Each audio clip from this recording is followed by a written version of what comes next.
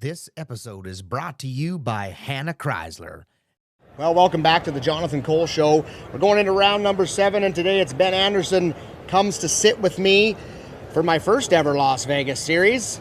How exciting. Yeah, 7th interview of the show, and it's been a lot of fun. Well, I'm honored. Yeah, thanks for coming on with me. In the Bible, the 7th number is perfection. So perfection. Yeah, yes, and it's been a great week for you already. A little over $20,000 won. Yeah. How's it?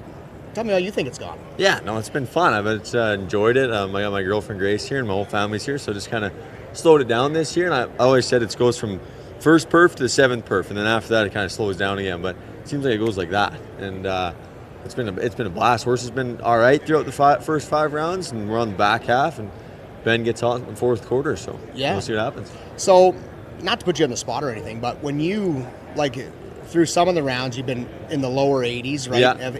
Is that just the draw? Is that, you just kind of been not have the horse? Well, it can be but that's what it seems to be right now. And to be honest, I liked the gray horse in the 2nd round. I really liked that draw. Damaged Goods, he's been really good all year. And when he comes to NFR, we've seen time and time, older horse, time and time again, he just gets into that wall. Yeah. And so he wants to go straight across there, big arena if he's got space, like Cheyenne I've got on him before. I was 88 on him. He's all day, right? He's going to be underneath you and be great. But he just gets that wall and then doesn't know where to go. So that kind of cost me some points there. And then first round was a young horse, and he just didn't have a day. He'd first NFR. Their horses, their animals, right? They just didn't play the ball. And then same thing in the 3rd round. So just kind of didn't pan out for me for the first couple.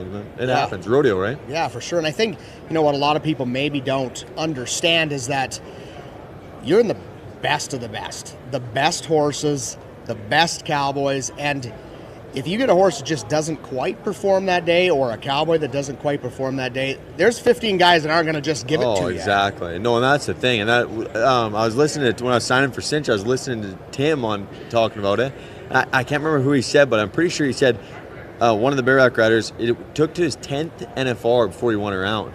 Yeah. But there's a lot of guys. Then I started hearing other stories. There's a lot of guys that's the thing. You're riding top 15 guys best in the world, right? And then the top best 15 horses. So if your horse has a ball or a leg, or you do, they got into the fence. Yeah, exactly. Yeah. They gotta dock you somewhere because there's perfection going on around you the whole time. So you'll get hit there, and it's tough. And it's a hard, if you've never been live inside that building, that arena is super small. So there is a lot of, if that horse doesn't just go out there in the middle and stack up, he can hit a wall very quickly anytime, and it'll take the points. Absolutely. And we've seen with Brody Wells last night, No Tail Dale has been great all year. Same thing, kind of all there, and he just for some reason out of a right went left, hit that wall fast, and then didn't know where to go, and then kicked the lights out.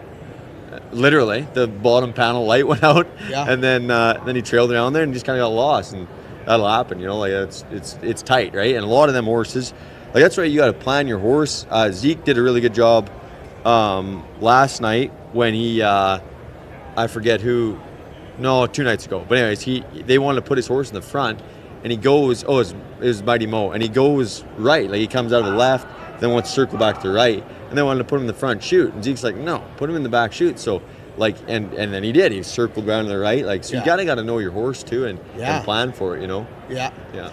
And so the best part about it, though, is that, you're into round 7. You got over $20,000 won. There's a lot of money left to be won. You're 5th in the average right now. There's a pile of money. That's the great thing about Las Vegas, is it isn't over till round 10. Oh, absolutely, right? And that's what you got to keep in your mind, though, because Roddy A used to say, he's like, I loved it when guys would walk in their first, 2nd round and throwing their shit all over the place and pouting about it because you knew you had them, they were mentally shot already, and you knew you had them. It's but you kind of want to sometimes. It's not going your way. You got 10 rounds, like you say, the first 5, if it doesn't go your way, you got a whole nother CFR. It's a whole nother rodeo. It's 2 CFRs. Yeah. You know what I mean? You think that in sense, so yeah, there's lots of time, and just go do your deal. Well, and the money won $36,000 to win a round. That's 10 separate rodeos. That can make a huge difference. And massive rodeos. You got 36,000. That's not very far off Houston, which is one of the biggest rodeos. You know what I mean? Yeah. That's big rodeos. 100%. Yeah. So, now that we're into round 7, the back half of the NFR, you're 5th in the average. Does your game plan change? No, just big sprouts and go ride bucking horses, and that's One horse at a that's time? all it is. Yeah, I mean, that's what you just can't. You can't, like you say, it's rodeo. Like it's a different rodeo every night. So treat it that way. Go to the next rodeo. That's something like we do. It's funny because you want to change it being at the NFR. Like you kind of, it's a big show. Me and Q were talking about this because it's his first NFR, but that's exactly it. Like if you're rodeoing all year in the summer, let's say, and you had 4 bad rides at the beginning of the week, you wouldn't even think about them come the next weekend when you had 2 more good draws, right? Like it would go out your mind, you wouldn't even care. Yeah. But for some reason in the NFR, you kind of want to hold on to it and not let the rounds go. You know what I mean? Like because it's predicting your entire NFR as a whole when you just got to break it down and simplify it. Really. For sure. Now that this is your 4th time here, 2019 you turned pro, so your career has been outstanding. It's been good, yeah. Yeah, your 4th time here since 2019. That only 1 year missed, 2020? I missed 2020. Yeah. I went in 2021, missed 2022. Okay. And then went ever since. Yeah. So has your game plan changed now since the first time you came here in 2019? For sure. Yeah. What's the difference? Just maturity, I think, for me. Like I've never, through all my things, I think like sports or whatever related in life, like I've always like hit a wall in them, and then like didn't know where to go. You know what I mean? And the wall for me in bronc riding had been the NFR. It's been my little nemesis for some reason. I haven't had my first 3 they're all right. My first NFR sucked, but I just kept like I don't know, God's plan. You know what I mean? And I just kept reverting back to like I'll be able to tell some kid who out like Q. Last night he was kind of coming to the thing and he's like not feeling, but he hasn't had the best, but he's placing around and he's like, I just can't get a break here. And I'm like, I've fallen off 5 at this point. I'm like, I don't want to hear it. Like, you pick yourself up, go get on another one. You're riding great, you know what I mean? So that's the way I kind of look at it is you can teach the younger generation. We can all relate to each other. Yeah. And also, though, I just come into it now, like you say, maturity-wise, and just break it down, enjoy it instead of trying to rush it. My first one, I felt so rushed because you get rushed in the chute. Yeah. This all feels like a rush to get around and get stuff done. Like the whole thing feels like you just can't stop moving. Yeah, you're just catching up the whole time. Yeah, and if you can slow it down and just try to enjoy it, and that's what, like, last night getting on Womanizer, I'm like, I love that horse. Like, big paint, that she's getting old. Yeah. And I'm like, this might be round 5. You're never going to have this again. This is a single moment in time. You're never going to get it again. So enjoy it, And it was fun. That's awesome. And so now that we'll put you in the veteran category. Yeah. What do you tell yourself going into round number 1 when you get to Las Vegas? And everybody that's been on here, we talked about it. Like my brother said, you go to every rodeo there is in North America, but there's just something about the Canadian finals when you get in that building and you get in that electricity, and there's something about the Wrangler NFR when you get inside that building, and it's. What do you tell yourself in round number 1 to get you to that mentality that says, we're here for 10 days. It's a big moment, and now we have to make things happen. Yeah, well, just like we were talking about, like circles back to slow it down. Like, you know what I mean? Like for me, it was like round 1 was overwhelming. Like I'd get the nerves, like in the years past, I'd get nerved up. Everybody gets round 1 nerves, but I'd get nerved up where it was just like, felt like it was happening to you, not you're happening to it, if that makes sense. You know what I mean? Like, and so that's where I had to get in my head this year, where that, like it's just bronc riding. Like the Renegade, like we talked about, if I didn't have it in round 1, but I've been on that horse, the practice pen, 10,000 times. Yeah. So you get on it here, which I didn't, but let's just say for fun, you get on it here, you're just getting on the exact same bucking horse in a bigger arena. You know what I mean? But it's the exact same deal. Like, just go ride the bucking horse. And so that's what I tell myself. I'm just like, if I get nerved up, talk to God lots. But if I get nerved up, I'm like, if this horse was standing in Rimbey, Alberta, at the practice pen, I wouldn't think 2 things about spurring it. You know what I mean? So like, why is it different here? And that's what exactly. And I think that's a mindset. Oh, absolutely it is. Yeah. Is it a mindset that you have to teach yourself, or do you either have it or you don't? No, it's a mindset you can learn for sure. Like I didn't, like you said in the past, I just let things happen to me. Like if I get nerved up, I didn't really know how to control it young. That's why I use the word maturity. Yeah. Because you mature throughout your event in anything. But just learn that what triggers you have and how you can overcome them, right? Like what nerves you up and where you can go with it to get over it and get on your back and horse and be able to do your job. And something I think everybody's got to learn on their own path or how they do it, their own strategies, right? Yep. I mean, you watch a lot of guys get angry. Like, there's a lot of guys fight nerves and anger where they're like freaking mad when they're crawling across. A lot of bareback riders, slapping themselves. Yeah. Like, it's just all, some guys calm, cool, and collected. Like Cody Demos, he'd sit there and have a cigar in the freaking buck and shoot. Yeah. Just hang out, and then they'd come to him. He'd be like outside, pick him up on his range, do his deal. Like, it's all each to own, right? It's kind of cool to watch that. And as somebody that's been here, done that, is it easy for the young guys that come in, the new guys, for you guys to say, hey, like, we understand where you're at, but the harder you make this on yourself, the worse it's going to go. Absolutely, yeah. And that's kind of where the relation, like the relate is where I go with that. Like, I can relate if you're having a hard one. So then I can, that helped me. Like when I had a hard NFR and Zeke on me, he's like, man, we've all been here. Like, you know what I mean? We've all had tough NFRs and shake it off. It's all good. Like, you'll get to come back and do it again. Next year. Exactly. And just keep battling through it. And that's where I think you tell them young kids, if you can relate to them, they now can just, I don't know, feel like it's not just only them, you know what I mean? It's not just only me that this has happened to, and it's like, I suck, you know what I mean? We all been there. Like, it's all good. Yeah, well, and no, you don't suck, because you've been here 4 times. But sometimes it feels like that. Like, I can't freaking get shit rolling, And I think that happens in any sport. Any sport, exactly. Well, and no doubt you're going to have a super successful finals this year. There's still 4 rounds left, over 100,000, way more than 100,000 left to be won. So, keep pushing at them. You're going to do great. Exciting, yeah. But let's rewind back to who Ben Anderson was as a young kid, because it didn't start with rodeo. No. Yeah. Where did it start? Tell me about the BMX career. I raced motocross, and then at about 14, I took an interest in that. But from young, I was playing hockey, so that was my biggest passion at that point. I was a goalie, and up till I was 14, and then. So actually, Dawson, come over to Shane Pollitt's house, and Pollitt's have been they're my neighbors, been a giant support in my rodeo career and just in life. Like, me and Shane are really tight, and without them, I wouldn't be standing here for sure. But, so Dawson calls me up, he says, I'm going over to Shane's, getting a couple practice steers, you want to come get on? And I was like, I had a purple mohawk, like I was BMX, like you said, racing motocross. So I was like, I don't know, not really, but I'll come over there. And then Dawson talked me. I always looked up to him. Me and him were like best friends when we were young. So he talked me into it, and I got my first steer, and I rode it that day. So then I was kind of hooked, and then started watching steer riding videos and bull riding videos and getting into it. And then I had kind of a choice between hockey or steer riding. So I went rodeoing, and Dad took me in the Hummer. We made a bed in the back, and we sent her. And ever since then, I haven't looked back, kind of deal. Did you grow up in the Western? Like, did you go up in Western industry? Yeah. I mean, I know the answer to this, but tell me about your dad. Like, his career. He was saddle bronc rider. Yeah, he went to the CFR, I think, 14 times or something. A lot. Yeah. He rode saddle bronc. So then that's kind of where we're like. It was funny because I didn't even really take an interest in like ranching or anything, and like that, I was always bikes and hockey. Like that's what I did, and I was very blessed. My parents got me everywhere to do that.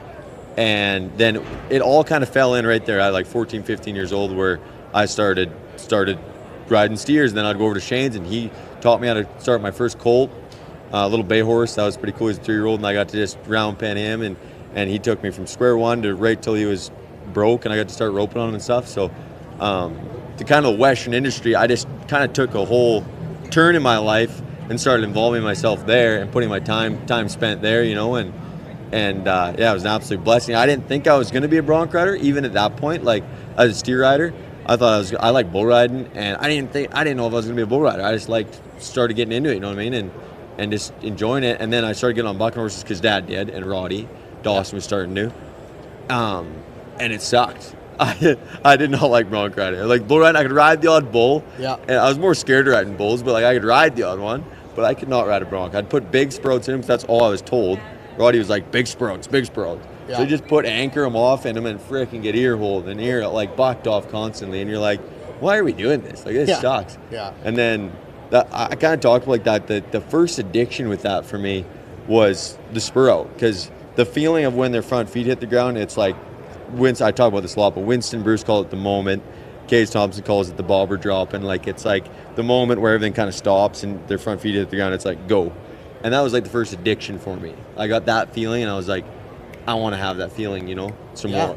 And so then from there, they'd hit out of your spur out, and you'd frickin' roll, and you'd get bucked off probably, but you're just like hunting that. When do it again. Finally, you'd just be like whack, and your mind would shut off, and you'd just be rolling, tapped off, and away you went. And that was like the first where it's like, yeah, I'm starting to figure this out. And now bronc riding is. Then I'm bull riding. I was like, bulls suck. I hate bull. Like the stinky old bastard. So yeah, I rolled right into it. So it was kind of a process of trial and error for you to understand where you wanted to be in your rodeo career? Yeah, absolutely. And trial and error in bronc riding for sure. And it's a very hard sport to learn. But yeah, I think once you learn it, like even I asked Stetson one day, I was like, hey man, like you compare your best bull ride to your best bronc ride. What one felt better? He's like, my best bronc ride, tenfold. Like, and I think it's like it looks easy. Like, you know, it kind of looks, top guys make it look easy, but there's an art to it, and it's not easy. Sure. Like to be able to set your feet and do the small, you know, things that are going to help you win. It's tough to learn.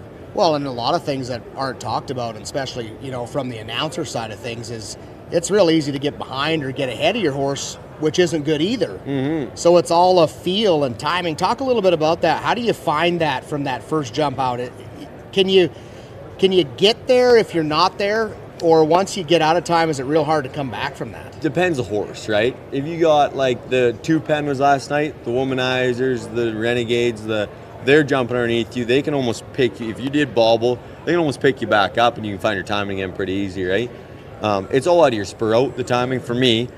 Like when their front feet hit the ground, that's what I'm talking about. You're holding your feet, they hit, you're ahead of them already.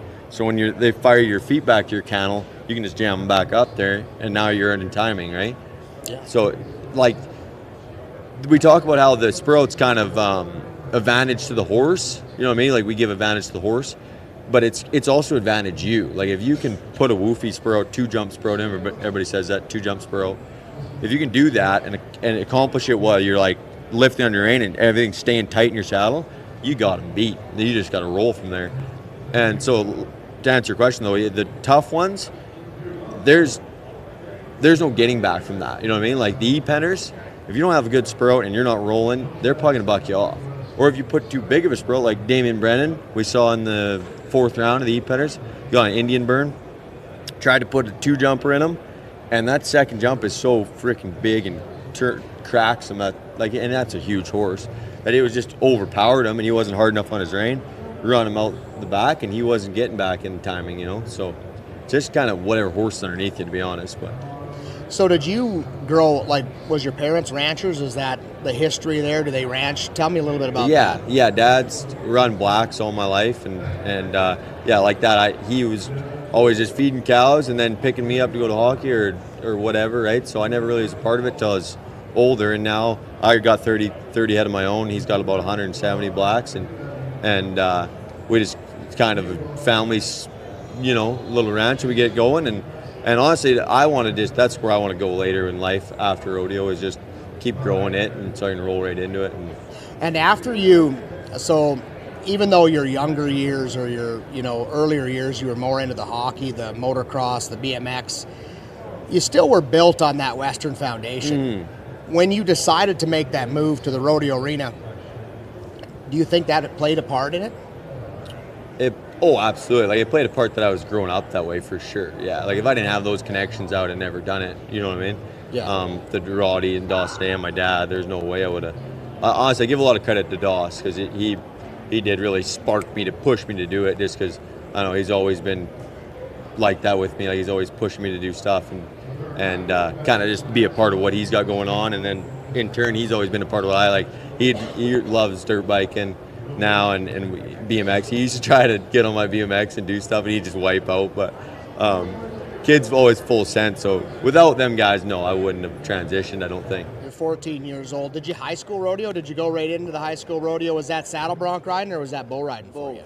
Both? Yeah, I went into both, and there was a lot in there that was over my head for sure. Bull riding and broncs, you know. And I got on one of Darcy's one time, and he Hollingsworth. and it's called Rip It. And that horse would have been at the NFR this year, I bet. If she ended up passing away, but freaking, she fired out of there and stood on her head. And there's a picture of me, and I just got a big sprout, same thing, just anchored off. And the next jump, she just cracks me in. Like, she wanted to stack up right there. But the picture's kind of cool because I'm like so out of my stuff, but she's just almost standing on her feet, like both her front feet are together. She's almost standing over top of one. And yeah, that one didn't go very good. But that was like one of my first times I was like, because she hit big sprout and I went 2 jumps, tried to spurt. It was like my first moments like, okay, I kind of, you know what I mean, moved, and I kind of got an idea of what was going on, and so that was pretty cool. But high school rodeo was a pretty good battle for me. For my first, I started when I was in grade 9, and then went the whole time till I was in my senior year, whatever, grade 12, and that was the year I made the nationals in 2018. Yeah. And that was at your final year, or my last year. I was grade 12. Yeah. So it was my final Yes, year. Yeah. And so I finally got her done that year. It was pretty cool. Won the first round of nationals. So high school rodeo was definitely a big part of my career for sure. And was that kind of the moment when you decided, like, okay, this is something that I can see myself going forward and doing for the foreseeable future? Yeah. So I won the first round, and the second round I got on a horse that they got a re-ride on the night before, and he just reared. And this sucker, I was like, so it's kind of like not upset, but I wasn't thrilled about the draw. And he freaking bailed out there, and that's the picture over here on that rodeo. That's it. He bailed out there and stacked up, and I rode him for about 6 jumps, and then sat on a foot, and he bucked me off right towards the end. But he freaking stacked up, and I went at him, and that I got to go home. I made the short round, got bucked up in the short round too. But same thing, like little bay horse JD's bailed out there and stacked up, and I was rolling, and so it didn't go my way. But I went home. That whole drive home, I remember just being so excited to go rodeo that year. Like, it was kind of that where I was like, I'm figuring this out. Like, I can see my future now. Like, I can get this figured out and it be a career maybe. And was it pro rodeo then, or did you decide I'm going to amateur rodeo a little bit first? So that was 18. Oh, that's actually funny. So 18. So I go home that New Year's. They have a New Year at Rimby. They have a New Year's bronc riding, whatever, little rodeo deal. And I never done any good at it. It was like I was just my nemesis of when we go there. So I enter it, and I said to myself, and Dad didn't want me to buy my card. He wanted me to go 1 more year on my permit. Yeah. And I said to myself, if I win that jackpot, that Rimby deal, because Dawson, like all the boys were there, like they were all riding good. It's kind of, we had some bronc riding going on now. And I said, if I win that Rimby deal, I'm going to pull my card. And I ended up winning it. And so, yeah, I got on 2 really good Frank Wizakowski horses and it smashed them. And I was like, there you go, it's my sign. So I pulled it 2019 in my rookie year, and away me and Logs went, made the CFR that year. And then round 6, got on Get Smart and won the round. So it was like, it all fell in. I didn't win the rookie of the year, nothing over here, but it all fell into place. And I wouldn't have changed it because the next year was COVID. Yeah. So it was just perfect timing to me. So you never went to the amateur rodeos at all? I did. I went amateur rodeo in 18. So when I was high school rodeo, I was amateur rodeo on both summertime amateur and then high school when you were in Yeah, just trying to pick away at that. And I made the WRA finals and the LRA finals and that. And it was all right. I never did no good in them or nothing, but yeah. Do you think that built a bit of a foundation for you moving forward to get yourself ready for that pro rodeo? Absolutely. Career? Yeah. Our amateur rodeos, like in Canada, are great. You know, they treat you well and try to get you on the best stock. Like, there's some good stock contractors up there, and I mean, Canada's known for their big buck horses, so it definitely set the foundation. And you got to learn how to rodeo. Like, I mean, that was kind of then it was just exciting to go travel, right? But like, that's nowadays the travel is half the battle of just on your mental side. You know what I mean? But when you start again a family or whatever, getting away from everybody, it starts to be tough. So it's kind of that you learn how to rodeo too in the Mammies and learn how the game goes, transition to the pros, and then the way you go. But definitely helped. Talk a bit about your college career, because you had a college career. You went down, was it 4 years or 2 years? I never went the whole thing. Oh, you never went? Funny college career talk I had. About this, I went, so 2000 would have been, I guess, 18, same thing. 19, I guess, in there anyways. I went to Coach East College in Douglas, Arizona. Yep. And for Rick Smith, love that guy. He's a great guy. He's an awesome coach. But I went for 1 semester, and college wasn't. If I would have took aviation, I think I would have stayed. but I took welding, and I just wasn't passionate about it. Yeah. And the thing about it so I won. The only one I didn't win was Las Cruces, but every other rodeo that fall, that fall it would have been, Yeah. I won it, the college rodeos. And so, of course, Rick wanted me to stay because he's like, you're going to go to the finals. Yeah. But I just, like, I want to go pro at him because I wanted to push myself. I was like, well, why am I riding here when I can just win? Like, I don't want to win. I want to get beat so I can push myself and get better at this. So I ended up making the choice to go home that winter, worked, and then 2019 pulled my card and away I go. So that was kind of that. That was my little stint in the college. Besides, in high school rodeo, we were blessed that Canada didn't have much college rodeo athletes in the saddle bronc riding. Yeah. So they gave us a pass as seniors in high school to go college rodeo with them.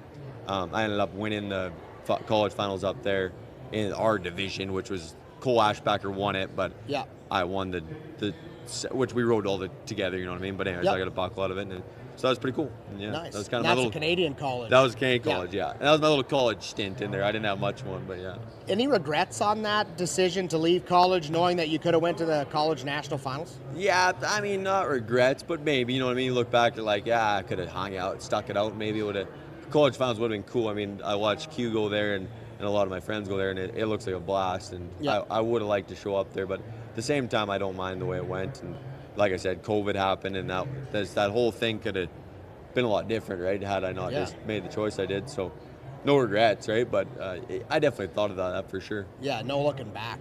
No looking back. Just keep looking ahead. So when you talk, like I've talked to a few, bronc riders, saddle bronc riders, and one of the hardest things to learn in this rodeo game is the business side of it. How do we enter? How do we work? What choices do we make? And I know a lot of the rough stock guys, and I only say rough stock guys because I haven't talked to a lot of time event guys about this, but they say that a lot of their learning on how to do this, how to be a professional rodeo athlete, the business side of it, they learned that in college. Yeah. They learned that through going to college down there, getting with those guys that, maybe were riding in college, but were going to the national finals at the same time. Oh, yeah, Brody, Crested, a lot, yeah. And the pros and that kind of stuff. And it gave them kind of that foundation on what they needed to do to understand that side of it. How did you navigate yourself through that? Because you went 2019, made the NFR that year, and then 4 times since then. Obviously, it didn't affect you, but where did that foundation of learning the business side of that come from? Yeah, CFR that year. 19, I was 19 yeah. Okay. But yes, the business side of it, honestly, it's a great question. I didn't really learn it. Logan and me hooked up that year, and we're gonna go rookie rodeoing together. So Hunter Sully actually jumped in with us. Logan started entering me from day one. So we entered Cave Creek. He had it all mapped out in his head on what we could get into. Because you gotta factor that, what you're gonna get into. You enter the big ones hoping you might get into it, but you're not going to. Yeah. So actually, we rolled down there in 2019. Me and Hunter Sully, we go to Cave Creek, Arizona. Logan was coming after. Forget why. College. That's why. Logan's in college. And so we go from Cave Creek, all them little Arizona rodeos, and then we roll. It was pretty cool. I stopped in San Antonio on our way to out east. Where are we going? Florida. Anyways, don't matter. Yeah. And we stopped in San Antonio to watch Dawson. And Dawson won the round that night. He got on Ricky Bobby. He was 88. And I remember thinking, like, next year I'm going to be here. And so that side of it didn't come for me. Like, I still, if I had to enter tomorrow all our rodeos and figure it out, I could do it watching Logan now. Yeah. Like, knowing, I talked to him about it a little bit and yada yada. But honestly, I give that kid all the credit. Like, day one, he knew how to business it, and he's entered us. If it wasn't for him, I wouldn't have made 4 NFRs. Like, he's done it all for us. So me and Q definitely know that guy. He gets us where we need to be, and if we got to make choices or whatever, we call Logs. What should we do? So we've been blessed with that. I mean, everybody has that. They're entering guy, right? Like Dawson has Zeke, Wanchuk now has Zeke. Like, there's always an entering guy in the crew. Yeah. And then there's the degenerates that are us, and we just get to do whatever we want. Yeah, well, that's, it's funny because I don't think a lot of people know that there's an art to that. Oh, it's out. There's like, an art to, yeah. because you can only qualify, what is it, 100 rodeos a year? Yeah. So, there's an art to saying, hey, which ones are we going to go to? Which ones aren't we going to go to?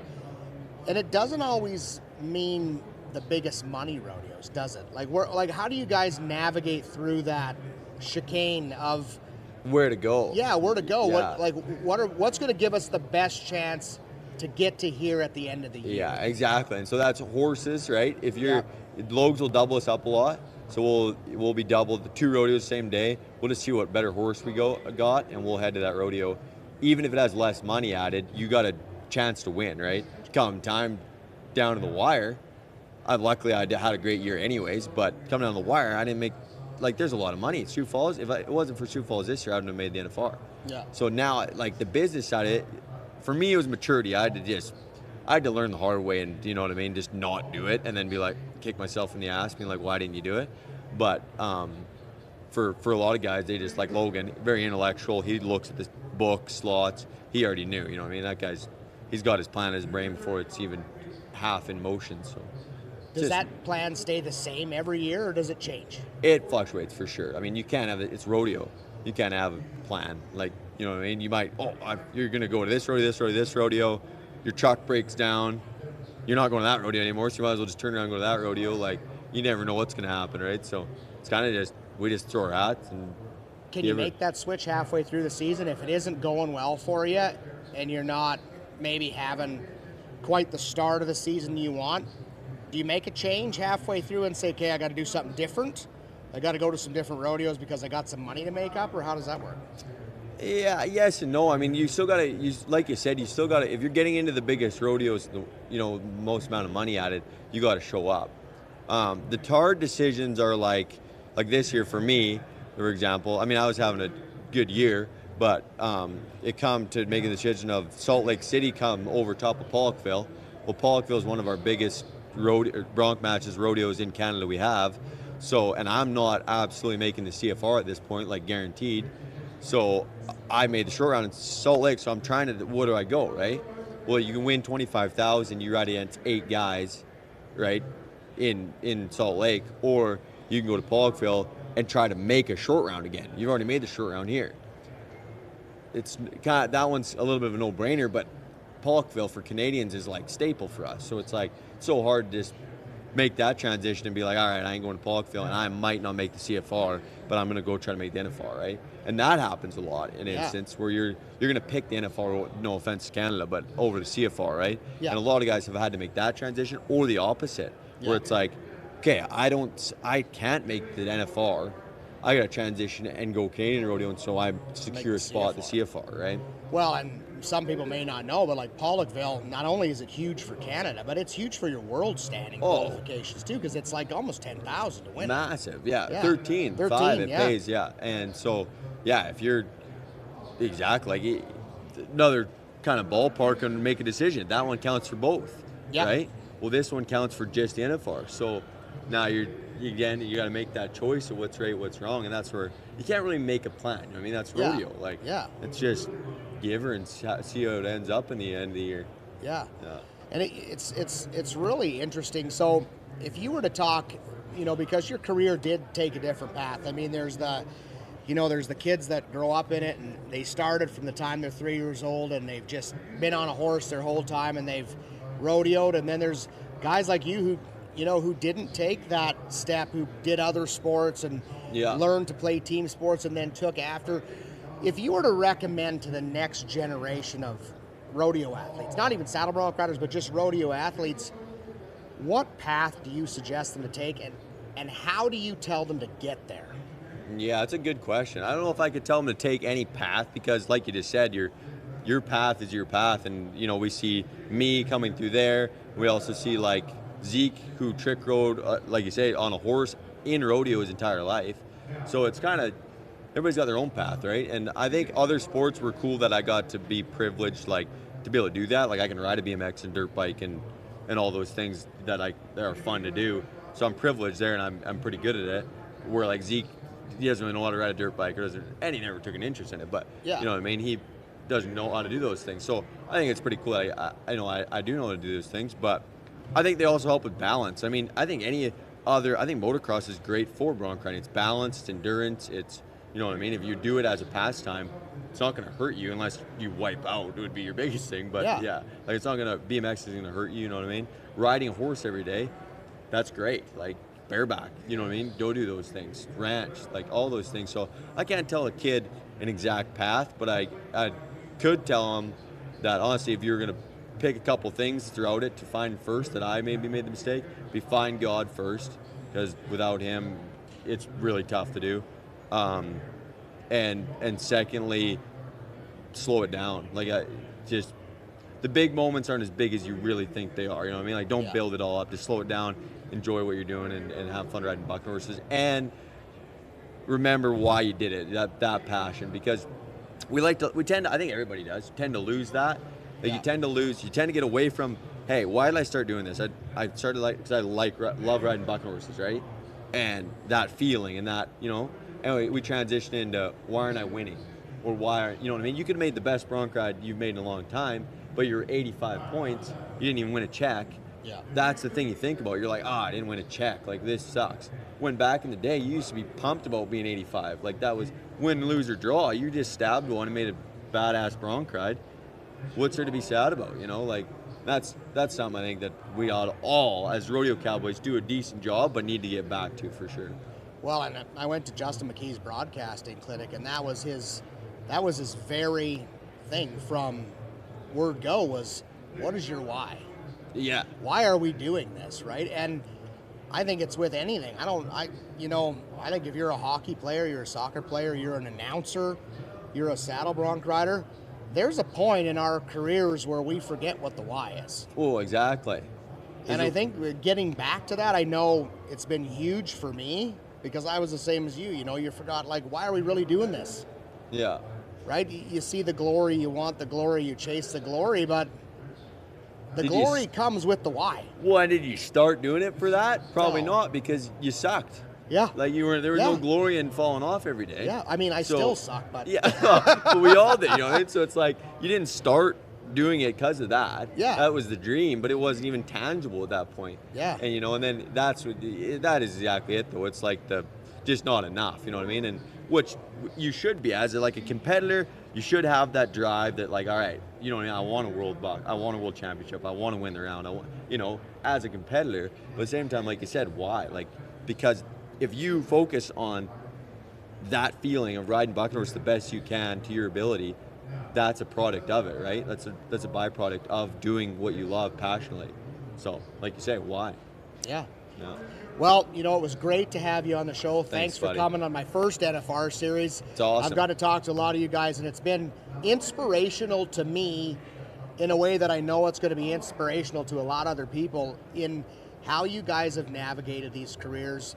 The fact that you're not letting up on the gas pedal, the fact that it's not gone to your head, you're still the humble person that you were back in 2018 that just continues to want to be better, get better, and it's very inspirational for me. So I thank you for being on the show. I appreciate that. Good luck the next 4 rounds. Thanks. I know you're going to do great. You got a good horse tonight? Yes, sir. I got Toma Joe. It's going to be good. Pete Cars. I've been on him a few times. Yeah. It's a little trickier, but we're going to put it together tonight and hopefully go to South Point. Perfect. Well, I know I'm rooting for you. Yes, sir. Thanks, buddy. I appreciate you being it. on here. Thanks for having me. You bet.